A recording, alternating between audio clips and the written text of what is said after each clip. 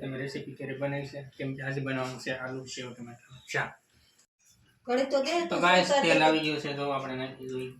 આલુ તેલ આવી ગયું છે મિત્રો. હાલો માં ફિલ્મ જો જાદુ આ થઈ ગયો છે. માં ફિલ્મ આવા દીજો. થઈ જાય એટલે ટમેટા અને ડુંગળી નાખવાનું છે. આપણે પેસ્ટ કરી નાખ્યું છે.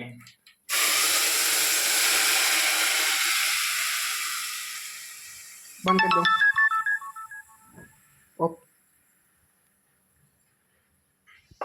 થોડું પાણી લઈ લઈશું ગાઈસ. પાછો હિલાઈને પાછું ડાળી નાખીશું. કરી દઉં સ્ટોપ.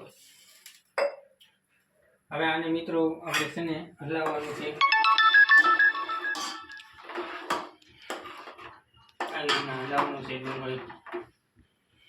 કરી દઉં સ્ટોપ. ટમેટાનો બોલ કર્યો. મેં કીધું તને સ્ટોપ કરવાનું નહીં પૂછું.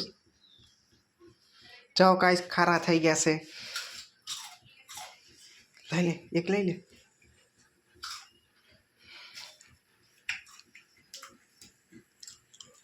તમે ડુંગળી ટમેટા નાખી દીધા છે. ગ્રેવી કરીને તમે આખી પણ નાખી શકો કટકા કરી. આ ઉકળાય ત્યાંથી તમે લાઈક શેર કમેન્ટ કરજો. અને આવી રેસીપી જો ફોલો અને સબસ્ક્રાઈબ કરતા રહીજો. આજે તમે રેસીપી ક્યારે બનાવી છે? કેમ કે આજે બનાવવાનું છે આલુ સેવ ટમેટાનું શાક.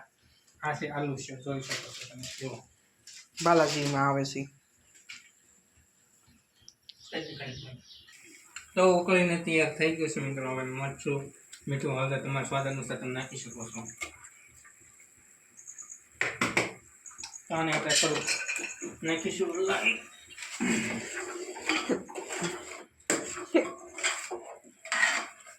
जो देख सकते हो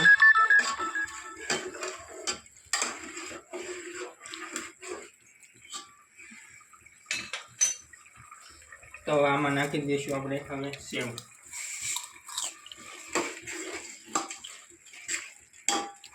તો તમારે ઘાટું કરવું હોય તો આમાં તમે પાણી ન નાખતા, અને આ રસો રાખો હોય તો તમે પાણી નાખી શકો છો. મમ્મી પાણી કેટલું નાખું? પાણી આખો.